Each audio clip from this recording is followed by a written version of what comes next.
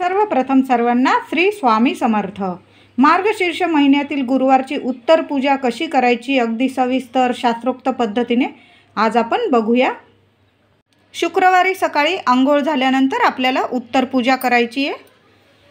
प्रथम गणपती बाप्पाला, माता लक्ष्मीला, आपल्या घटाला सर्व ठिकाणी हळद कुंकू वाहून घ्यायचे आहे। अक्षत हळदी कुंकू वाहिल्यानंतर धूप दीप ओवाळून घ्यायचं आहे आईला।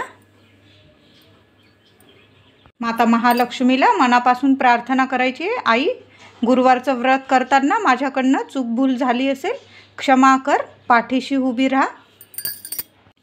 पूजा उचलण्यास सुरुवात करूया।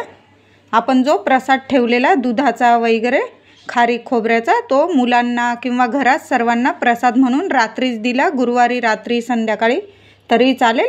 हे फळं असतात 5 प्रकारचे, घरातील सर्वांनी खायचे आहेत, बाहेरच्या कोणाला द्यायचे नाही, आपल्या घरातल्याच लोकांनी खायचे।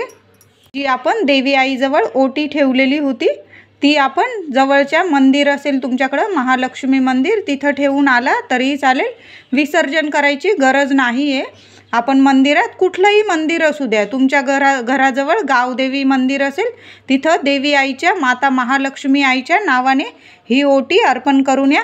आणि 5 गुरुवार, ह्या वर्षी 5 गुरुवार आहे, 5 गुरुवारमध्ये तुम्ही कधीही गुरुवारी ओटी भरली देवी आईची तरी चालेल। आणि दुसऱ्या दिवशी शुक्रवार बघून ओटी मंदिरात देऊन या, तुमची ओटी देवी आई जरूर कबूल करून घेईल। आपण जे गणपती बाप्पाची स्थापना केलेली, गणपती बाप्पाला महालक्ष्मी मातेला अभिषेक घालून आपल्या देव्हाऱ्यात स्थापन करून द्यायचं आहे। नंतर कलश उचलून घ्यायचा आहे।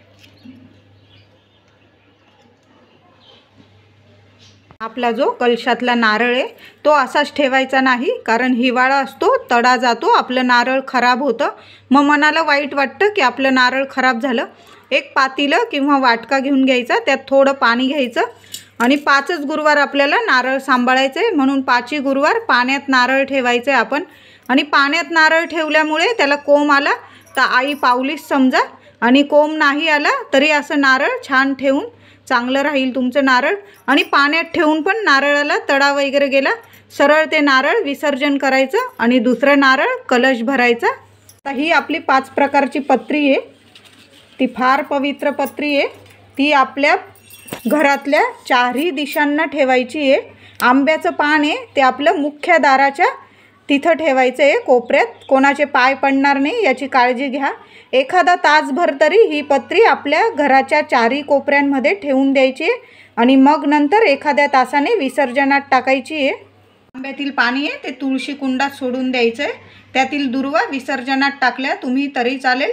पैसा सुपारी काढून घ्यायची आहे, प्रत्येक गुरुवारी हीच पैसा सुपारी वापरायची आपल्याला।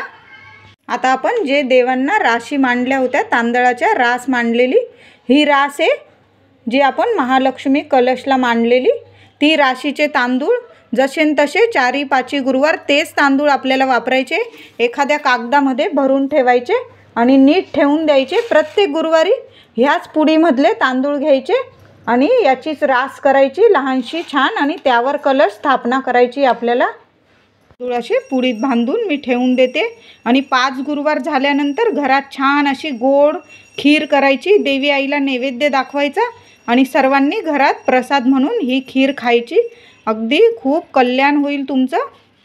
आता आपण बाप्पासाठी आणि माता महालक्ष्मीची मूर्ती ठेवण्यासाठी जी रास मांडली होती तांदळाची, त्या राशीच्या तांदळाचं आपण घरातल्या डब्यातही तुम्ही टाकू शकता, कोठीत डब्यात, किंवा विसर्जनात टाकले तरी चालेल। मी डब्यातच टाकते, आपण खाण्यात वापरले हे तांदूळ तरी काही हरकत नाही, फक्त नॉनव्हेज वगैरे करत असाल तेव्हा हे तांदूळ वापरू नका। आता सर्व पूजा उचलली गेली, आपण कलशातील पाणी तुळशीच्या कुंडात सोडून आल्यानंतर जिथं आपण ज्या जागी आपण पूजा मांडली होती त्या जागी आपल्याला 3 वेळा हळदी कुंकू व्हायचं आहे। माता लक्ष्मीचं, श्री विष्णूंचं नाव घेऊन 3 वेळा नक्की हळदी कुंकू अर्पण करा।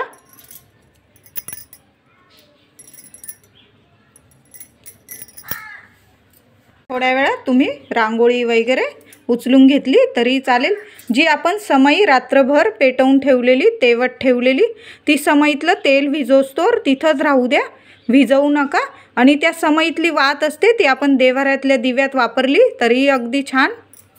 बघा आपली मार्गशीर्ष महिन्यातील उत्तर पूजा अगदी कशी करायची साध्या सोप्या पद्धतीने सविस्तर मी तुम्हाला दाखवली आहे.